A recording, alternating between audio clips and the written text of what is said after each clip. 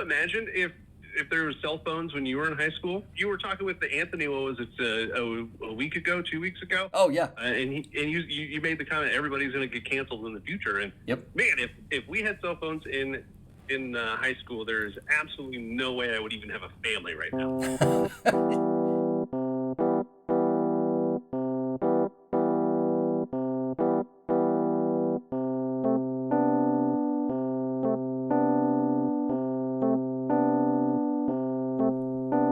Welcome back to Laugh With Me, brand new episode. Thank you so much for listening, however you're listening, whether that's through an internet stream or through your phone, through a boombox plugged into a cassette adapter in your car. However you're listening, I appreciate you. My name is Jeremy Odom. Thank you so much for everyone that listened last week. Our guest, Stephanie Purcell, was the most listened to episode in the show's history, and we're going to keep it going again this week.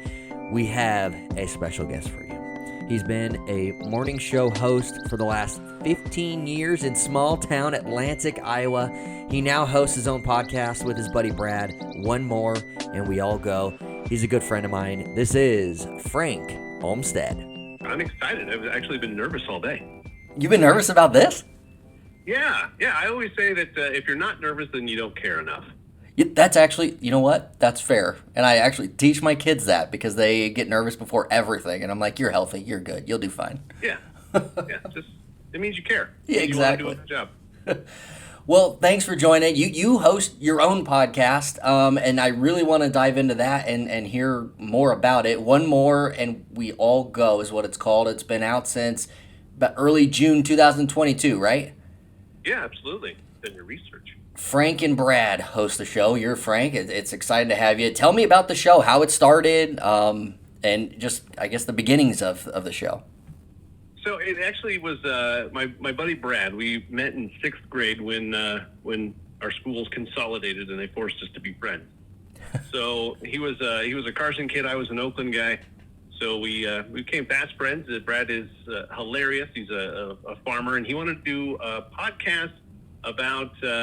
Originally he wanted to call it Blue Collar Conversations, where we interviewed folks with blue collar jobs, and then how do you balance the blue collar job and then in life and marriage and kids and all that. Which it all started. So if you look at the show notes, it says it's the parenting podcast. It quickly devolved into something way less than that. It's called One More and We All Go, since there's already a Blue Collar Conversations. That was the name we came up with, and then. Basically, it's just a race to see who can get drunker quick. Oh, I love it. But no, we have a good time. We chat with a lot of folks that we know that kind of grown up here in the area here in Southwest Iowa, and kind of dive in a little deeper with what they do. So Southwest Iowa, everybody is a character. Oh yeah. That's the beauty of it. So you picked a great location, definitely, for the podcast. What are some of your favorite guests that you've had on the show? If anyone hasn't heard your show before, and it's hey, let me check out this episode and I'll become a fan. Who are some of your favorite guests?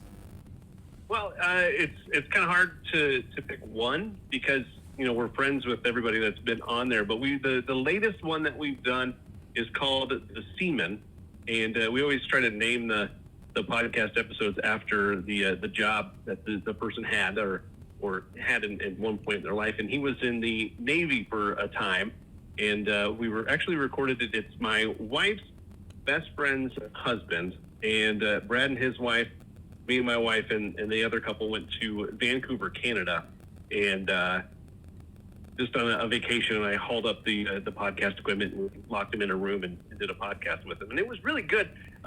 It was really interesting. In fact, his wife said that we did things and forced stories out of him that she hadn't heard, which that's what happens when you get drunk.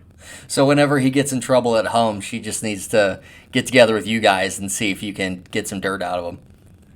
Yeah, absolutely. That's and she has some ammo now. Apparently, when he was like 16, he was driving around drinking with a gal that, according to him, they're just platonic friends. Yeah. But he got pulled over, and then she got out of the car hammered and was yelling at the officer. And he's like, "I'm going to get in a lot more trouble now." Oh wow! You know what? In Southwest Iowa or in any of like the country, small towns, you can get away with stuff like that, right?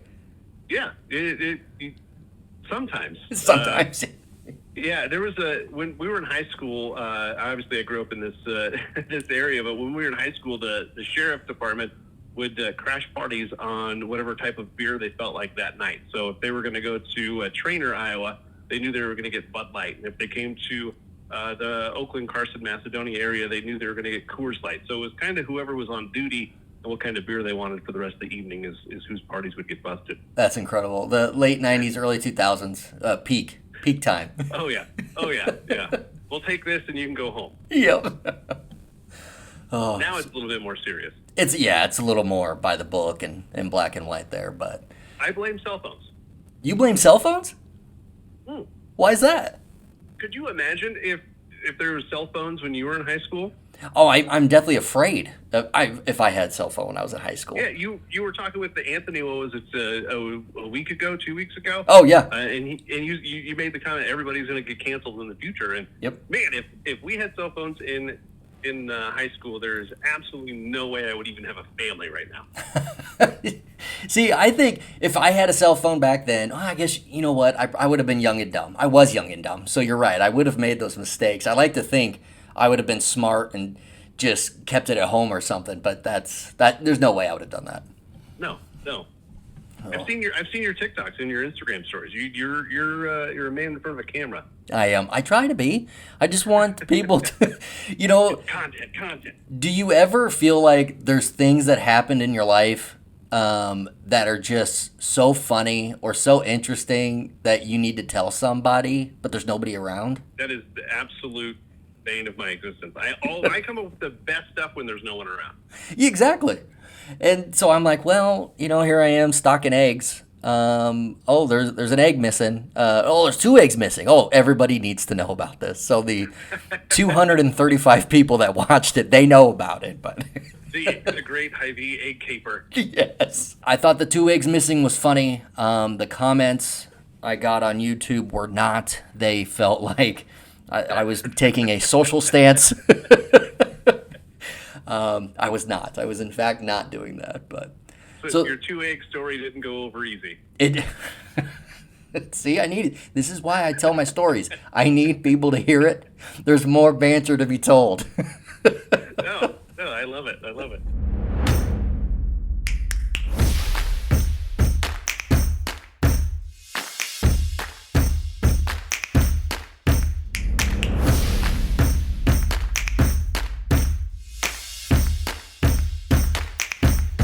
More with Frank Olmstead in just a few moments, but I have to tell you, his show with his friend Brad, One More and We All Go. You can find it anywhere that you find your favorite podcast.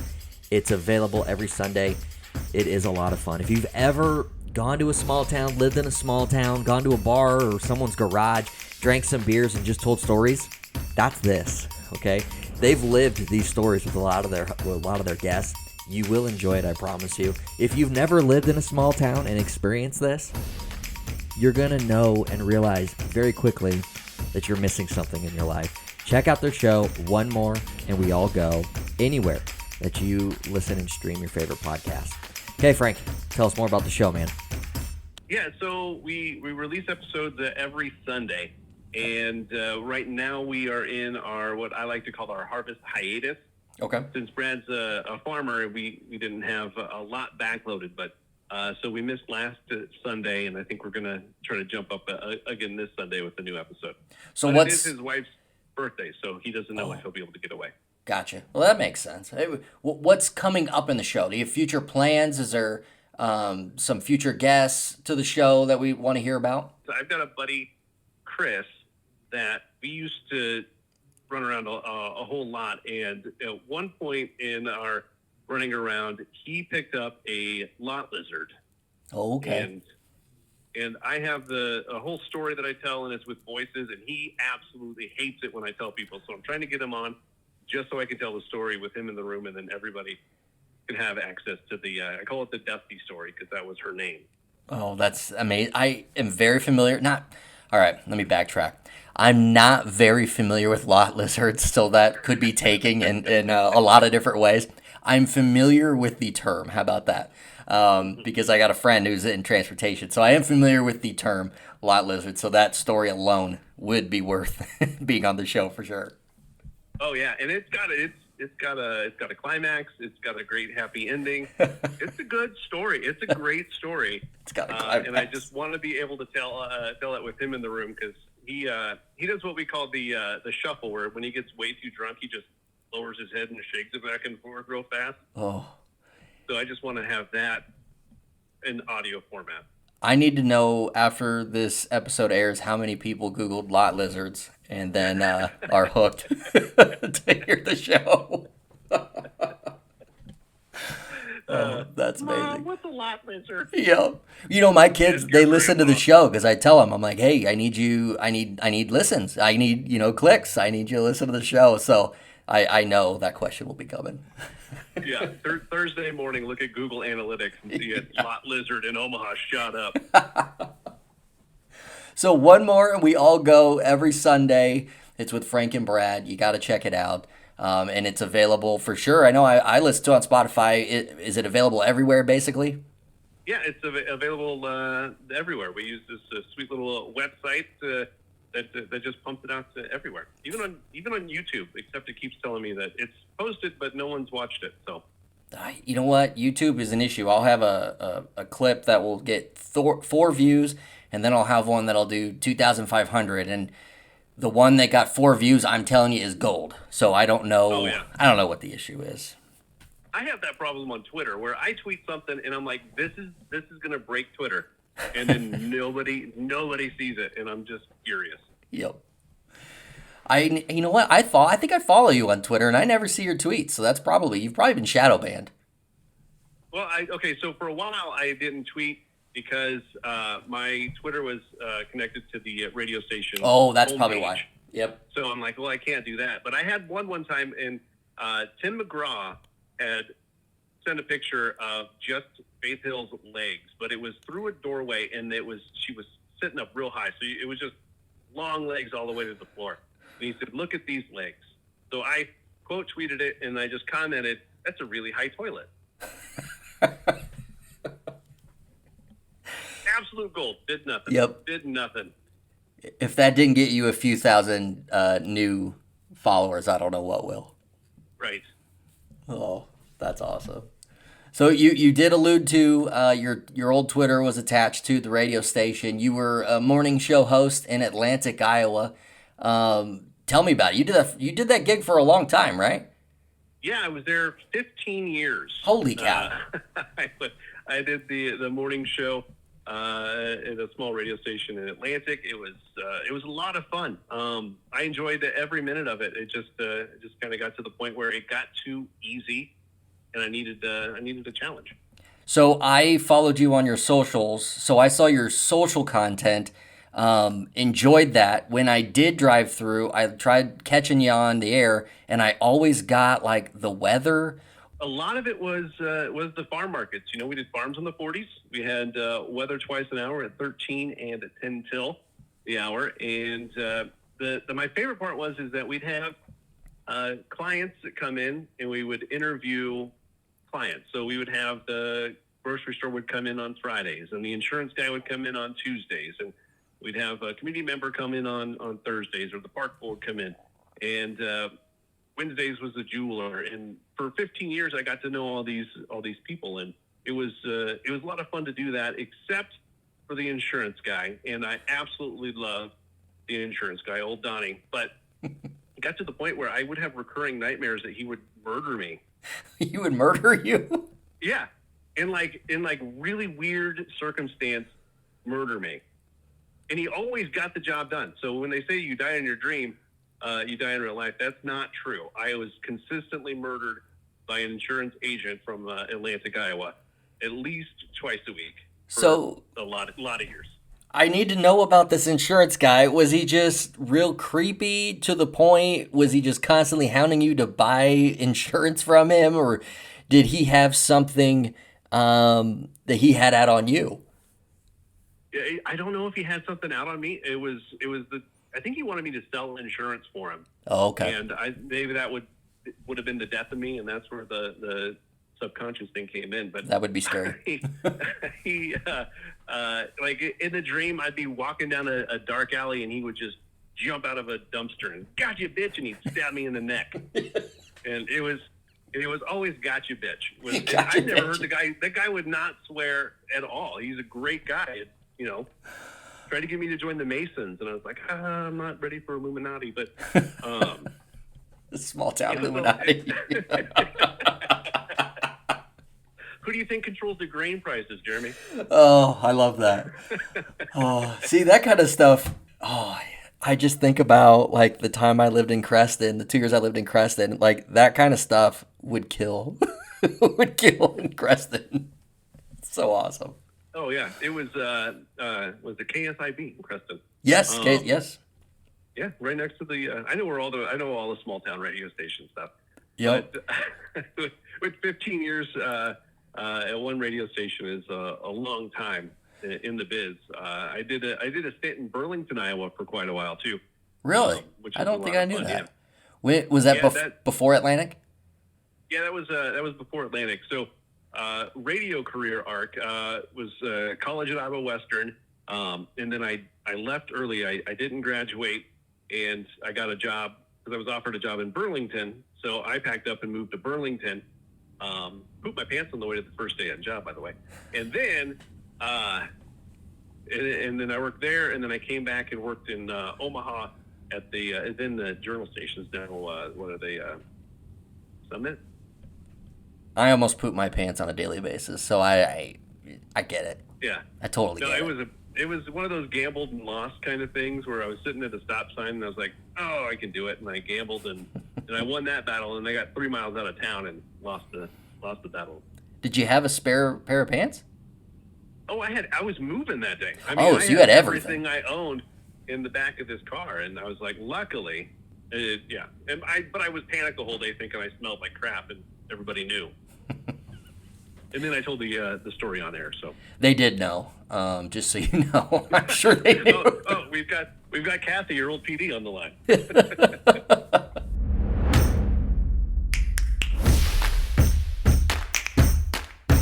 More from Frank in just a moment, but I wanted to touch on something that he brought up just a little bit deeper for you.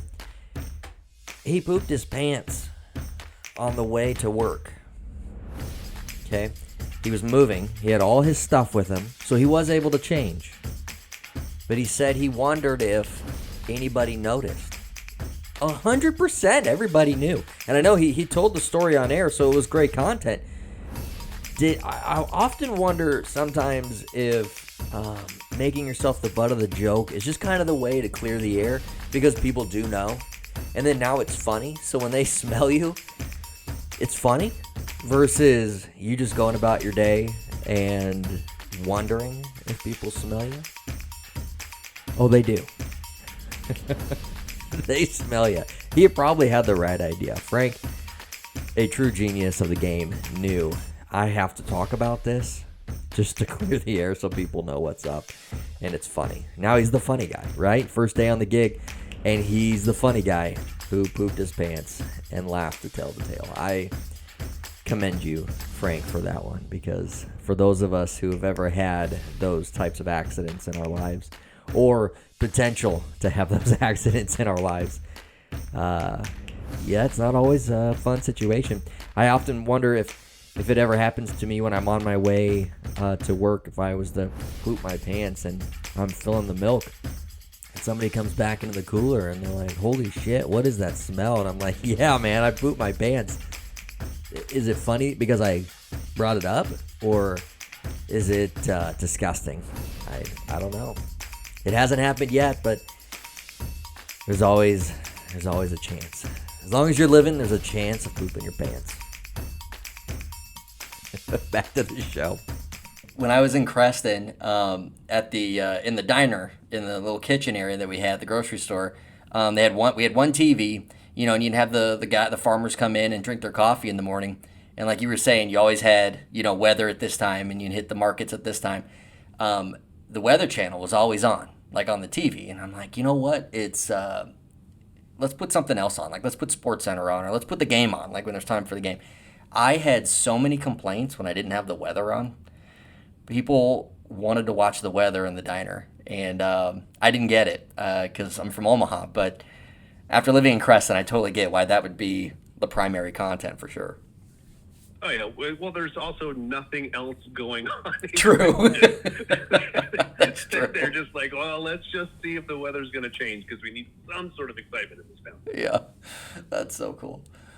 So your main focus, I guess, you're out of radio. So now you're the one more, and we all go. That's the main project right now, right? Yeah, that's where I'm unleashing all the creative juices now. Fantastic.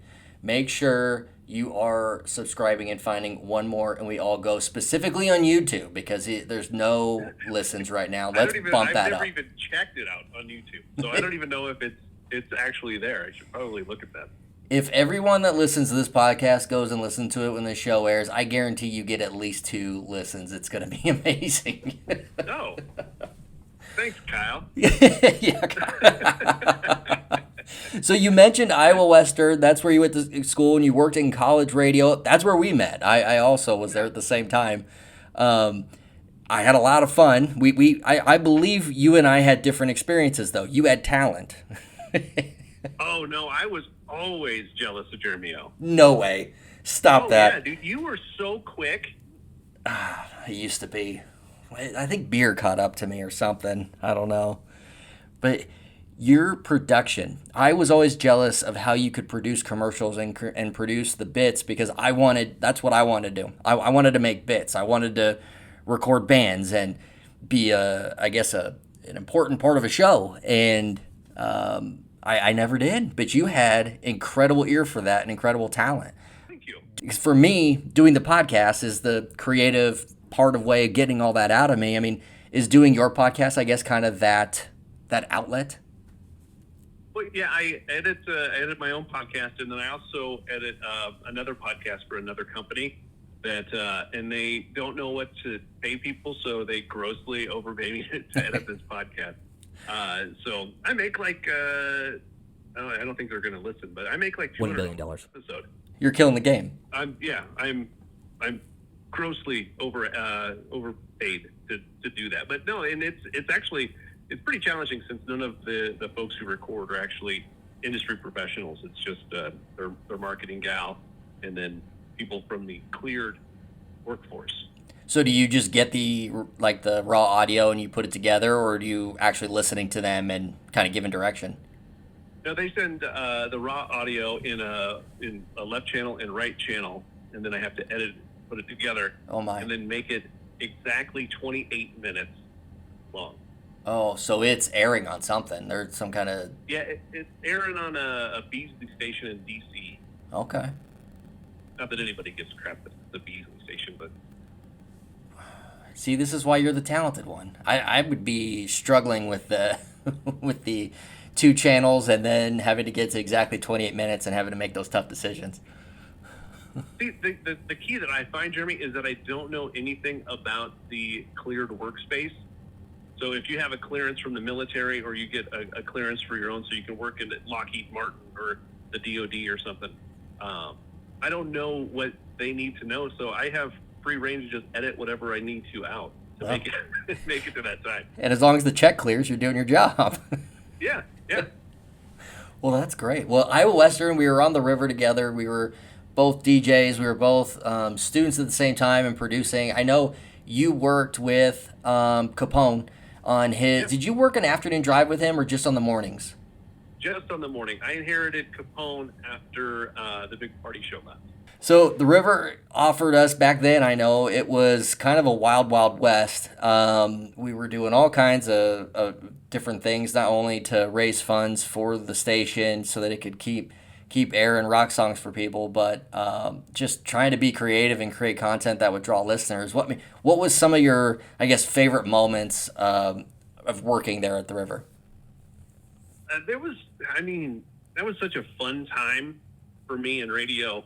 Not only did I do the morning show, but on Friday nights, there used to be that Friday Night Buzz. Yep. With Kurt and Plum. and that was fun to produce because they were just absolute animals. Yeah, that's the exact word I was going to use. Animals. And it was a lot of fun to do that. I loved how competitive it was because now they have to submit a tape, and then I think they have to be going to class for a year and a half before they're allowed to even step voice on air. They have to go to class? Oh, apparently. Holy cow. Who does that? I've got a promotions meeting during Comp 2. I can't make Comp 2. Exactly.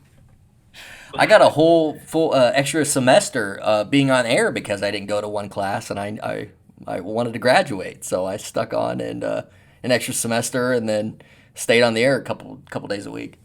That's the way to do it. When I left, I had English Comp 2 was the only class I needed to graduate. Do you ever feel like, hey, I'm just going to go finish it? Well, I did.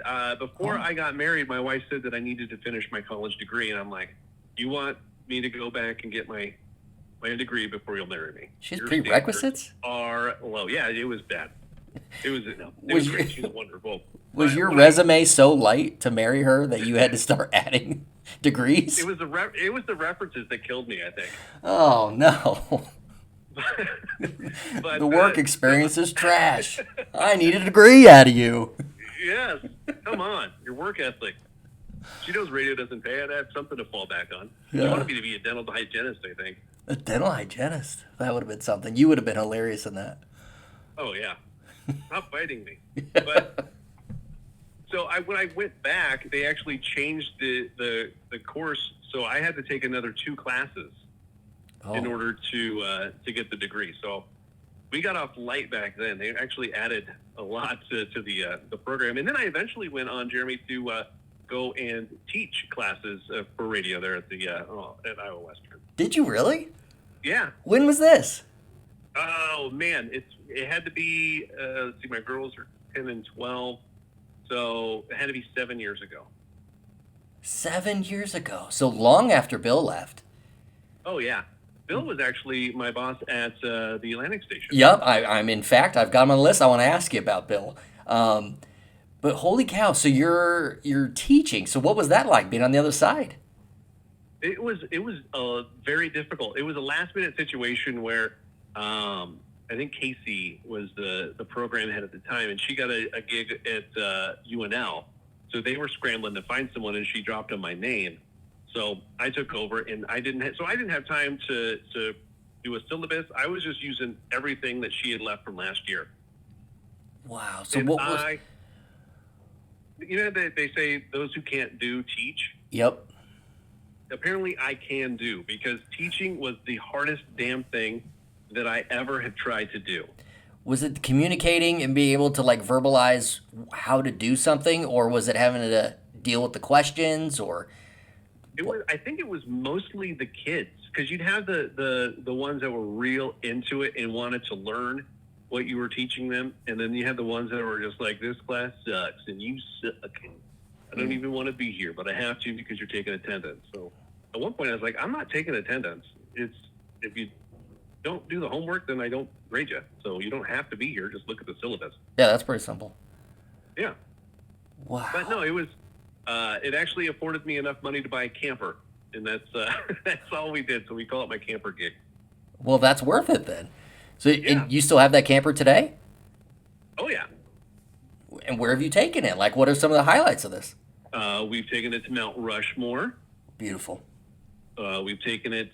We've trucked all over Iowa in that bad boy. It's not a huge one. It's got bunk beds and a kitchen and the regular bed, and that's about it. Well, enough that the kids enjoy, right? Oh yeah, the girls loved it. It was they're getting a little big where I think they're getting too tall for the bunk bed. So I don't know how much longer we have in it. But it's been a good. Do you have a camper? Do you take your kids camping? I don't. My parents have taken the kids out. I don't camp much. I enjoy the environment. Like, I enjoy the experience. I just don't do it. I guess there's not a good answer to that. But no, I don't have one. Me and my wife take it out once a year, just her and I. Okay, that'd be where it's at. That's I call it Heaters and Peters weekend. But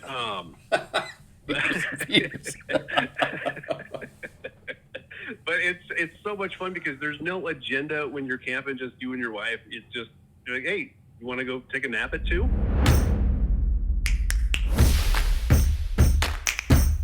This week's episode of Laugh With Me is brought to you by your local KOA campgrounds. The weather's getting colder, but your love is just heating up. Join us at your local KOA campsite for Heaters and Peters weekend. Warm outside next to a burning fire, surrounded by couples that are looking to enjoy a semi-private space. Once you're warm, turn into your camper, tent, or cabin to really turn the heat up on your special weekend away from those annoying kids. You know what I'm talking about. Those kids won't stop complaining and fighting with each other. Do you think we had multiple kids to have to deal with this? Figure it out for yourself, kids. Heaters and Peters weekend at your local KOA campsite, a proud sponsor of Laugh With Me, a podcast with Jeremy Odom. Now back to the show. So we brought up Bill Stewart. So he was the program director at Iowa Western at the river when we were both there, and then he was your boss when you were on mornings in Atlantic. I mean, it's been a while since I've seen Bill or talked to Bill, but I know what kind of character he is. Did it translate from the river to Atlantic? Did he kind of keep that same fun, jovial kind of attitude, or he get corporate on you? Bill's Bill. He's always gonna have a sense of fun, but he also has that not gonna jack around gear. Yep. If that makes sense. Yep. So he takes some things serious. My problem is always he's pretty inconsistent about what was fun and what was serious. Yes. So one day it's a hilarious joke, and the next day you're in an HR meeting. so just a little consistency would have been nice. Yeah, that's man, I had a boss like that once at the grocery store where he told me it's not up to me for you to know when I'm joking. And I still think about that, and that was probably 20 years ago that he told me this, because I couldn't tell when he was kidding and when he wasn't. And I like you were just saying, there would be times where I thought it was a kidding situation because it had been before, and boy was it not. Yeah. Holy cow. Yeah, I could see how consistency works there. Yeah, use that on stage. It's not up to me for you to get my joke. Yes. Speaking of that, I will be in Topeka, Kansas on November 16th, and I will be using that line. So, Topeka, get ready. Please do. I'm super jealous of that, by the way, too. I have wanted to do stand-up since I was in diapers, I think. So, I think, the last time I was at the Funny Bone, you messaged me. I was promoting the show. You commented or something. You're like, does it matter if you're funny? And I was like, I think he's interested in doing this. Oh, yeah. You need to. 100%. My problem is the writing process. I can just come up with stuff pretty quick off the cuff, but to have jokes in the barrel, and then what if they don't work? But you don't know until you do it, and that's the fun and also the scary part. But that's I don't know, that's the whole deal, because like we were just talking about with the TikToks, there's things that we think are just absolute gold, and they are not sometimes, at least to the audience. But it doesn't mean it's not funny, because I could go from one venue and tell the exact same joke, and it's nothing. They just stare at me, and then I'll tell the exact same joke at a different venue, and they think that I'm hilarious. But that's, I don't know, that's the fun of it, I guess. And every single one of my mentors said, every single time, whether you bomb or whether you kill, is a learning opportunity. And sometimes it's the ones where you bomb or a joke doesn't quite hit that makes you better, because you can try different ways to tell the joke. Makes sense. But I think you would crush, because your wit and how quick you are would gain you so many points with the audience, especially if something didn't hit. I don't know. I think you'd be really good at it if you were ever up to trying. Oh, I'm definitely hitting you up, and we're gonna have a writing session or something. Oh, it's gonna be great. Yeah, I'm looking forward to that. Yeah, you're definitely, when we were around each other at the river, you were one of the folks that always had me laughing. So I know this is gonna be great. Oh, bits are the best. I love doing bits. So, and how exciting is it, Topeka, Kansas, man? That's the big time. Topeka, Kansas, it really doesn't get much bigger than that. Omaha might be They changed their name to Google for a day. They did? Oh, yeah. My in-laws live in Emporia, Kansas, so we go through Topeka quite a bit on the way to Emporia.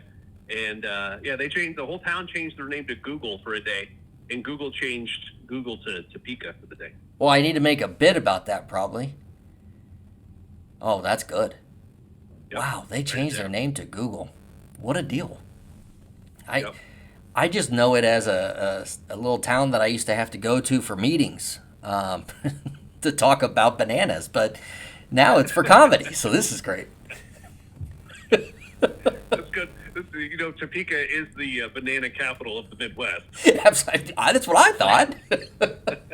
At least Kroger thinks that. I don't know. That's awesome. To Topeka. We got some shipping of bananas coming in. You know what? They don't get any riper than what you see in Topeka. I'm going to tell you that right now. You want... That's where they wrote that song. Goddamn, for Beetlejuice. Yes. What is that? Come, Mr. Taliban, yes. Taliban. You know what's funny? When you said that, and I knew it was wrong, but the only song that would pop in my head was the tequila song from like Pee Wee Herman's Big Adventure. That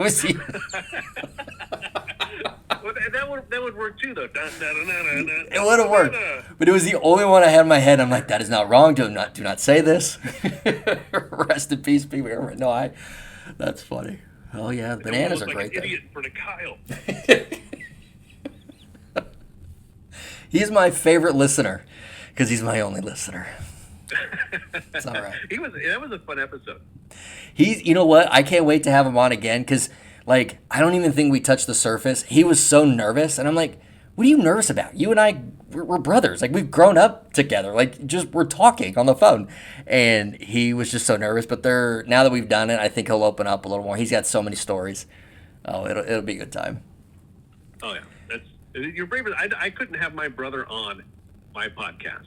Why not? One, I don't think he drinks. Oh, okay. He's also 6 years older than I am. Okay. So he's got stories about when I was little and stupid that I probably don't even remember and can't defend myself. Hey, you don't want it out. You just don't want that out there. I don't want people to know. He did save my life once when I was choking on a jawbreaker. So shout out Jeremy. Can you imagine if this happened? You had your older brother on, and he told some stories that made your resume look so bad that your wife suddenly didn't want to be with you. Can you imagine? I think I might be able to imagine that. Oh, no.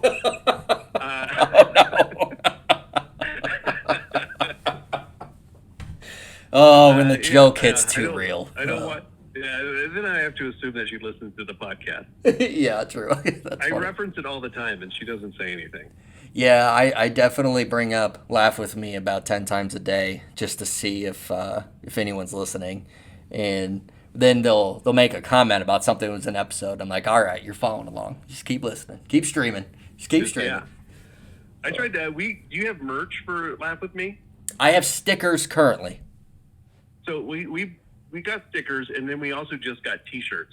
Oh, so sweet. we were selling the T-shirts, and I was like, hey, Shiloh is my wife. I was like, hey, you want a T-shirt? Nah, I'm good. She's not going to promote the show? No. Like, come on, just wear the shirt. That's all I want. Just wear the shirt. Yep. Wear the shirt one time. Let me get a picture. I'll spread it around. All right, well, this is the part of the show where I've got some new joke ideas that I'm working out, and I want to see if I have anything maybe I could use on stage. Maybe I've got nothing, and I just need you to tell me it's trash. But these are some of the things that have been popped in my head recently that I'm trying to turn into something I can use on stage. All right. Okay. So weddings. I sometimes when I don't wear a tie to a wedding, I feel bad. Everybody dresses up to go to the wedding. But even if I don't wear a tie and I'm personally ashamed, at least I'm not the guy that's completely dressed up but wears the ball cap still. Have you seen these guys at weddings?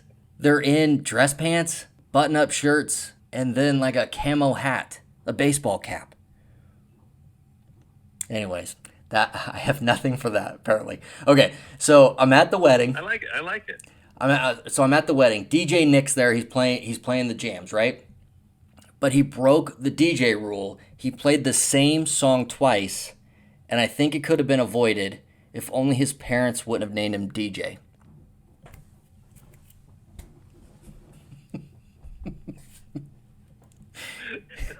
DJ Nick, you know? Yeah. Okay. All right, so these are new jokes. I'm working these out, okay? They're not completed. Okay. All right, I'm working on it. All right, this is wedding. This wedding stuff's bad. I was just at a wedding a week ago, so I was like, "Oh, this is gonna be great." Oh, I wondered too what dollar dances were like during the COVID times. You know, was everybody, kind of separated 6 feet, and it just looked like somebody was throwing ones at a stripper? I don't know. Okay. Here's the last joke.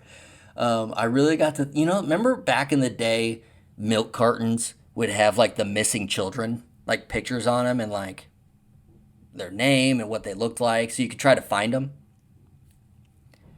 What about the kids that were found? Do you think they, like, them and their parents tried to like grab all the milk cartons they could, and that kid's just like signing autographs for friends?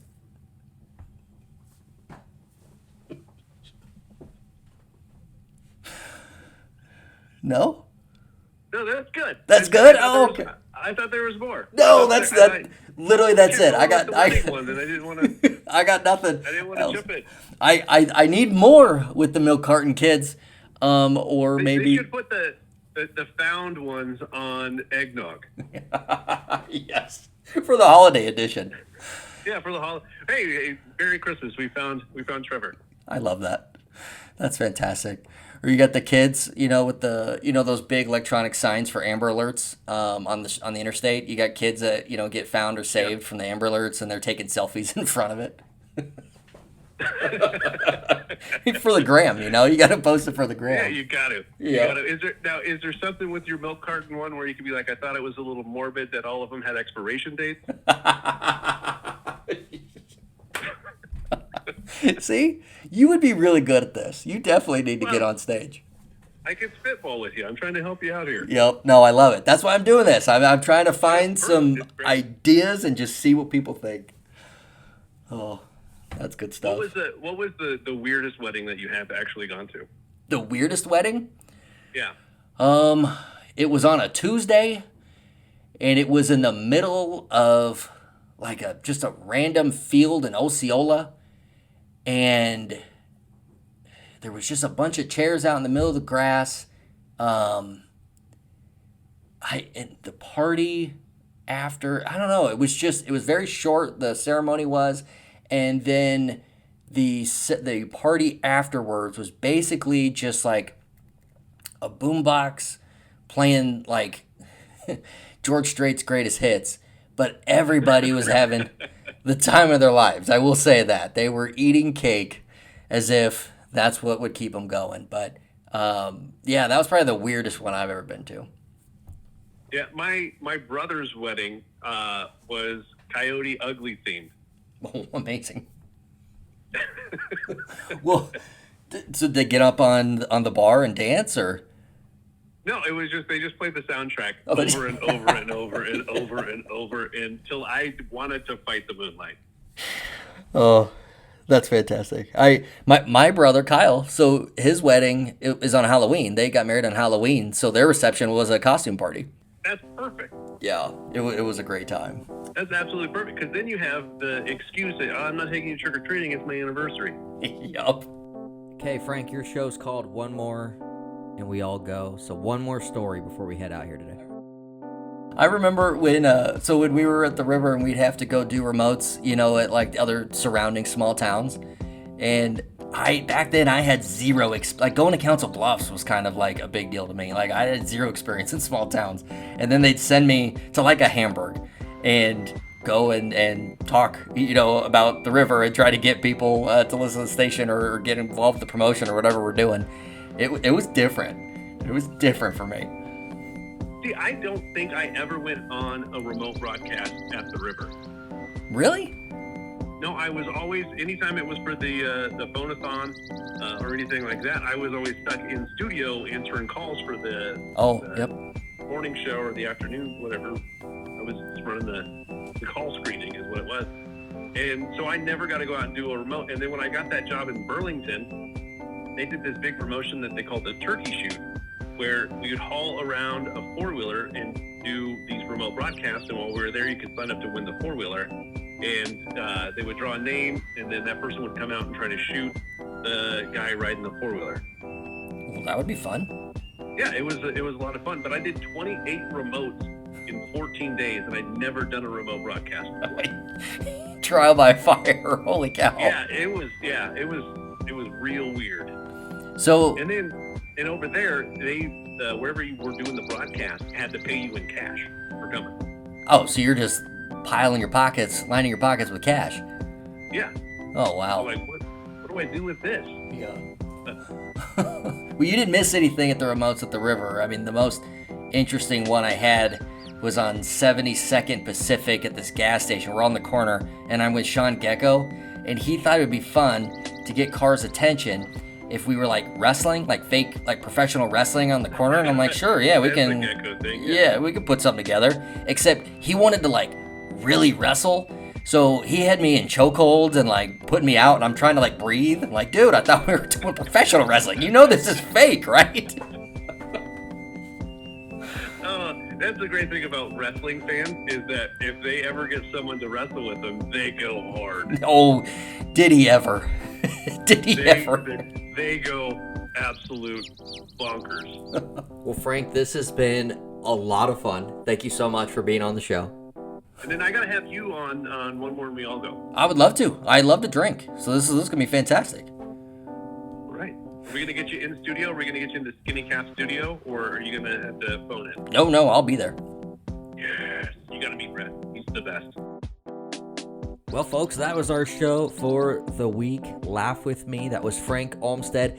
He is the co-host with his buddy Brad of One More and We All Go, and you can find his podcast anywhere that you stream and listen to your favorite podcast. So make sure to like, subscribe, and give it a shot. Brand new episodes every single Sunday. Brand new show announcement. I talked to you about it earlier in the show.